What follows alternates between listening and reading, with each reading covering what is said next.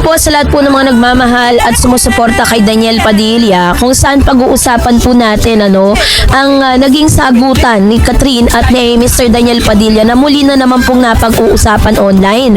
At hindi lang po yun, pati po yung kapatid nitong si Mr. Daniel ay nadamay din sa mga usapin patungkol kung paano po nila, kung paano po nagkaroon ng pagkakaroon ng comparison between Daniel and Miss Lela Ford. So yun yung ating pag-uusapan maya-maya lang. But before that, if you haven't and now, let's talk about this one dahil usap-usapan po ngayon sa social media platform ang ilan sa mga kaganapan ngayon kay Mr. Daniel. Kasi matapos po maglabas ng mga interviews, tas balikan po yung ilan, kasi sa ngayon po, napapanood po ngayon sa Free TV ang ilan sa mga naging proyekto nitong si Mr.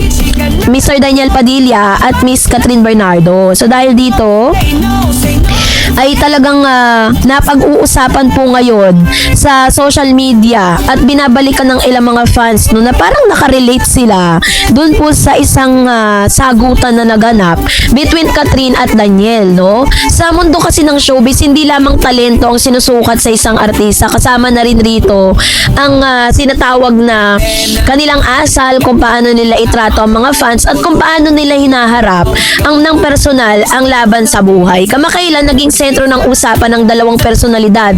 Una si Daniel Padilla, Catherine Bernardo at Lela Ford dahil sa kanilang mga pahayag at kilos na umantig sa puso ng publiko. So, mula sa konsepto ng boundaries at healing na ibinahagi ni Daniel hanggang sa pagiging mabait ni Lela sa kanyang mga fans na kahit pagod, maraming aral ang makukuha sa kanilang mga kwento. So, sa isang panayam, ipinahagi ni Mr. Daniel Padilla ang kanyang pananaw tungkol sa kahalagahan ng boundaries at healing, lalo na sa konteksto ng kanilang pelikulang A Love Untold. Ang nasabing pelikula ay isang romantic drama na umiikot sa kwento ng dalawang taong sugatan mula sa kanilang nakaraan, si Ellie at Mia na nagtagpo sa Barcelona upang magsimula muli. Ayon kay Daniel, mahalagang matutunan ng isang tao kung kailan dapat magtakda ng hangganan sa sarili at sa ibang tao. Hindi lahat ng relasyon ay dapat ipilit at hindi lahat ng sugat ay agad na naghihilom. Oh my God! Sa pelikulang ito, makikita kung paano nahirapan ang kanyang karakter na bitawan ang nakaraan. Ipinakita rito na ang tunay na pagmamahal ay hindi lamang tungkol sa pananatili, kundi minsan ay tungkol sa pagbitaw para sa ikabubuti ng lahat. Isa sa pinakamahalagang tema kasi ng Barcelona, yung Love Untold, ay ang healing. Hindi ito simpleng kwento ng pag-ibig, kundi kwento ng paghilom. Sa modernong panahon, maraming tao ang nakakaranas ng heartbreaks, at trauma at emotional baggage. Kaya naman, naging relatable ang pelikula sa maraming manonood. Sa modernong panahon, marami rin ang nagkaroon ng interpretasyon, patungkol sa kwento na hindi raw sapat ang pagmamahal para maging buo ang isang tao. Kailangan munang ayusin ang sarili bago pumasok sa panibagong relasyon. Ito ang mensaheng nais iparating ni Daniel na ang tunay na pagmamahal ay nagsisimula sa self-awareness at self-respect. So, sa salitang boundaries, hindi madalas sa pag-uusapan sa tradisyonal na Filipino relationship. Kadalasan ang idea ng pagmamahal ay nakaangkla lang sa sakripisyo at pagtitiis. Ngunit ayon sa pananaw ni Daniel, mahalaga ang pagkakaroon ng limitasyon. Hindi ibig sabihin na mahal mo ang isang tao ay hayaan mo na siyang saktan ka o kontrolin ka. Sa pelikula, makikita na ang kakulangan sa boundaries ay nagdudulot ng komplikasyon sa relationship. Kaya naman, ang pag-aaral na magtatakda ng hangganan ay isang mahalagang hakbang tungo sa emotional na maturity. Kasi parang nakarelate po ang ilan sa mga viewers doon po sa isang sagutan, isang sinabi dito ni Mr.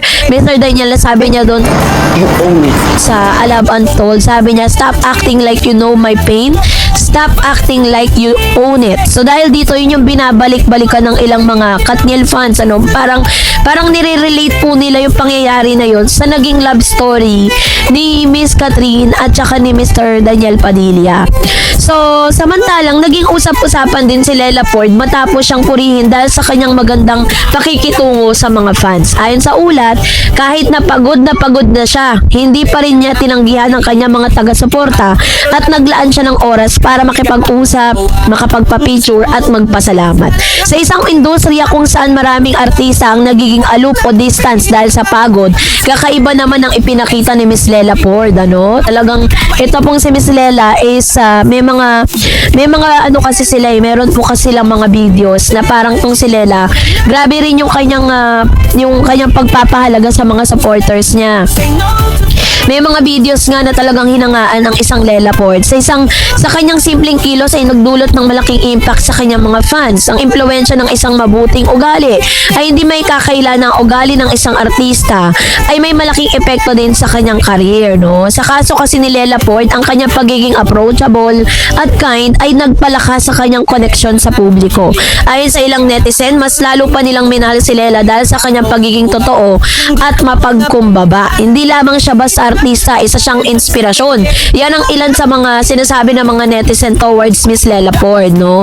So, dahil dito, bagamat magkaiba ang kanilang sitwasyon, pareho nilang ipinakita na ang tunay na halaga ng isang artista hindi lamang nasusukat sa kanilang kasikatan kundi sa kanilang pagkatao, no? Sa totoo lang, yung mga ganitong kwento ay nagpapakita ng pagbabago sa showbiz industry kasi madalas kasi yan parang kapag ang isang artista sobrang sikat na, 'di ba? Sobrang kilala na, biglang nagbabago yung attitude niya. And isa sa mga mahalagang aspeto po yan na dapat bilang isang artista is very accommodating sila lalo-lalo na sa mga fans. Kasi I remember yung sinabi ni Alden, 'di ba, na talagang sobrang grabe yung pagpapahalaga niya sa kanyang mga fans, sa kanyang mga supporters. Kasi according to him, for without those supporters, wala naman siya sa kinalalagyan niya ngayon.